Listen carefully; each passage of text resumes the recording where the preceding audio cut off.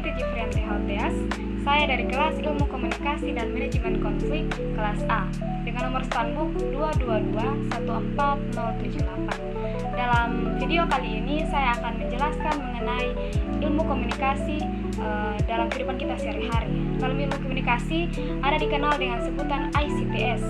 ICTS merupakan sebuah ilmu komunikasi yang lebih modern dengan menemukan informasi di dalam media digital dengan menggunakan bahasa yang lebih baku dan lebih modern, sehingga menjadikan pembicaraan atau komunikasi yang kita keluarkan menjadi terlihat lebih menarik.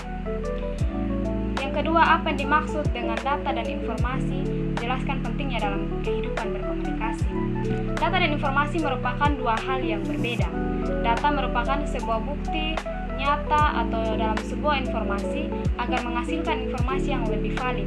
Data memiliki contoh seperti diagram, persen, jumlah, dan hitungan-hitungan lainnya.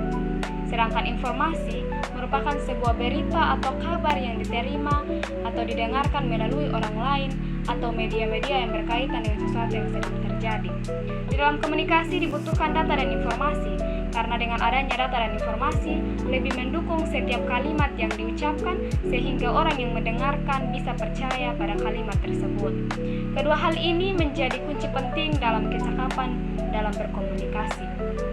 Lalu berikutnya ada dalam ilmu komunikasi terdapat 3 pendekatan menurut Aristoteles, yaitu logos, pathos, dan ethos.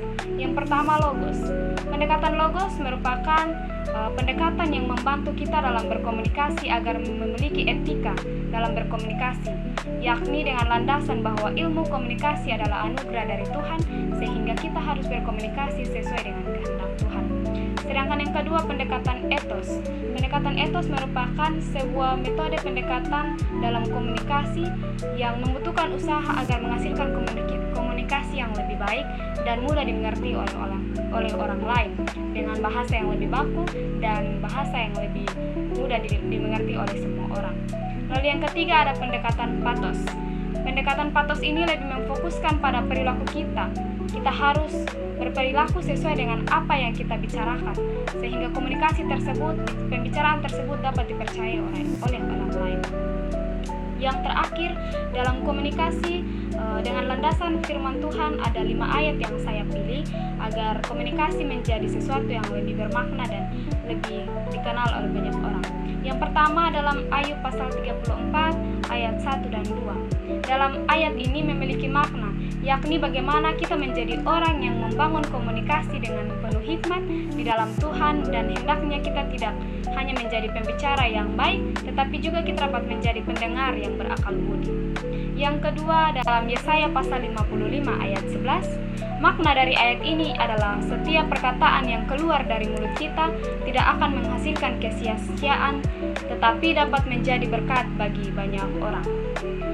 Kemudian yang ketiga dalam Ayub pasal 33 ayat 3. Dalam ayat ini memiliki makna bagi kita agar setiap kalimat yang keluar dari mulut kita merupakan sebuah kebenaran atau kejujuran kepada semua orang yang mendengarkan, sehingga menjadi berkat bagi banyak orang. Yang keempat, pertama Korintus pasal 14 ayatnya yang ke-10. Dalam pembacaan ini menjelaskan bahwa banyak bahasa dalam komunikasi dan semua bahasa tersebut memiliki arti yang baik maupun juga arti yang buruk. Yang terakhir dalam Mazmur pasal 12 ayat 5. Ayat ini memberikan makna kepada kita bahwa komunikasi yang kita gunakan hendaklah dengan rendah hati dan tidak sombong. Ya, ini sekian dari video yang saya bawakan. Kiranya kita menjadi pembawa komunikasi yang baik bagi banyak orang. Terima kasih.